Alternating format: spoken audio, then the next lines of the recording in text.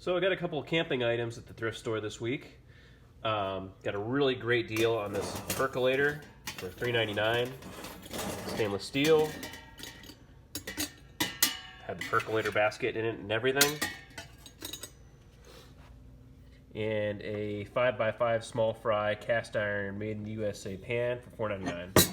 It's got some rust on it, but it can be cleaned off.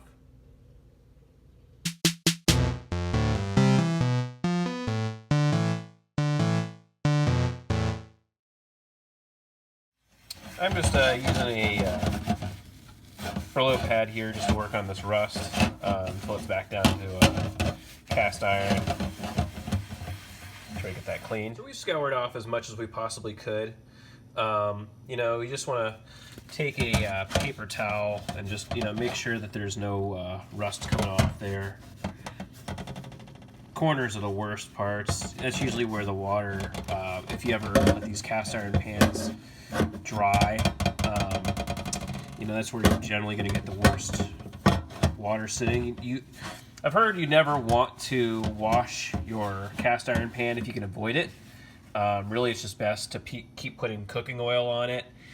And some people never wash their cast iron, but you really want to try to avoid getting it wet because water will rust on there. Next thing we're going to do is rub some salt and some cooking oil on there, and that just helps it kind of retain that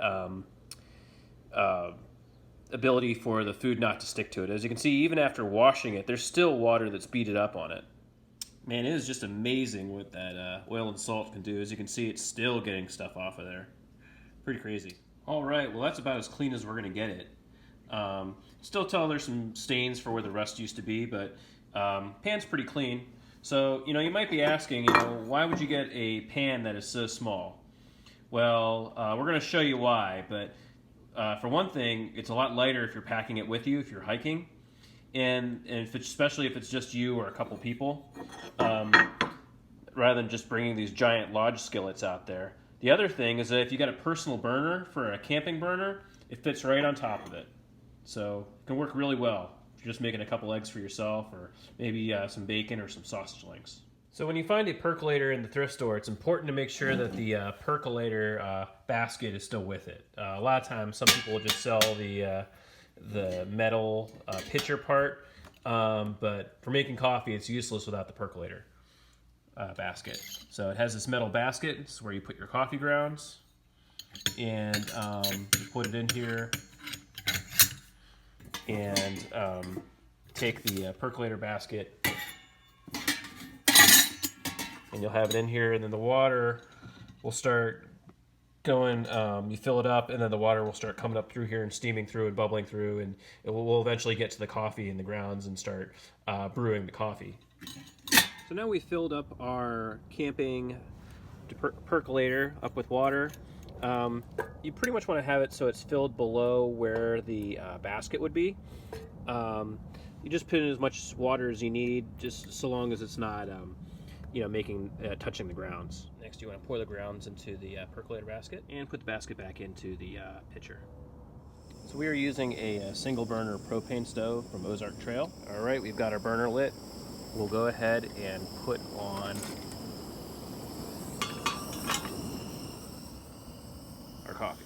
So after about a few minutes or so, you're going to start to see the water bubbling up from the bottom there, and it's going to start seeping into the basket there, so it starts percolating the coffee.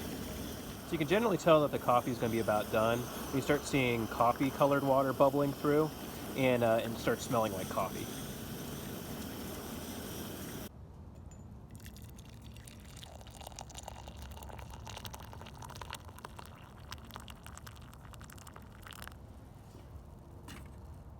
It's a good-looking cup of coffee.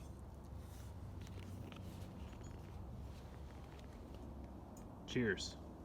So down here we got our pan that we found, and then I also have this other bigger lodge pan.